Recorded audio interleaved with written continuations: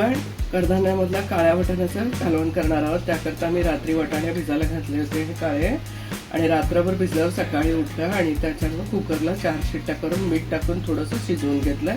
त्याकरता लागणारं साहित्य: थोडीशी हळद घेतली आहे, चवीप्रमाणे थोडंसं मीठ घ्यायचं आहे, एक कांदा बारीक चिरून घेतला आहे, शहाजिरे आणि दालचिनीचा एक तुकडा घेतला आहे, आता अद्रक लसूण कोथिंबीरची पेस्ट करून घेतली आहे, आणि कांदा लसूण खोबऱ्याचा बॅडगी मिरचीचा मसाला 1 चमचा घेतला आहे, खोबरं भाजून वाटून घेतलं आहे मी, आणि 2 टोमॅटो मोठे टोमॅटो वाटून घेतले, आणि तेल.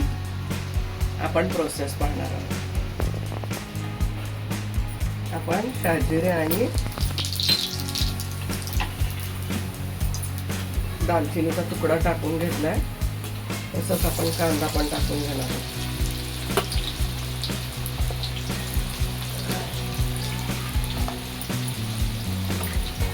आपण कांदा जरा परतून घेऊया.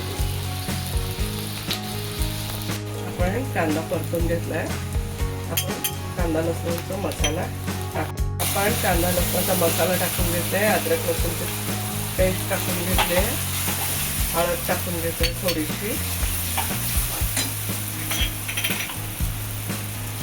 खोबरं टाकून घेतलंय वाटलेलं,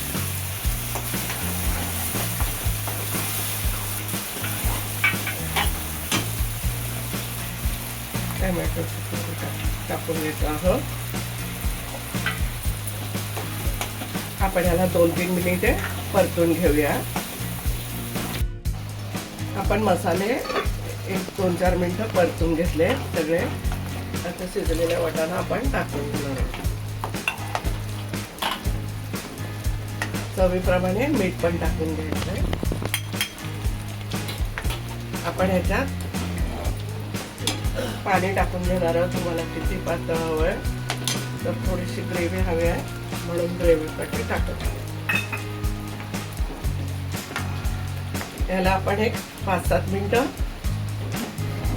मीडियम गॅसवरती शिजवून घेऊयात मसाले आणि वाटाणे. परत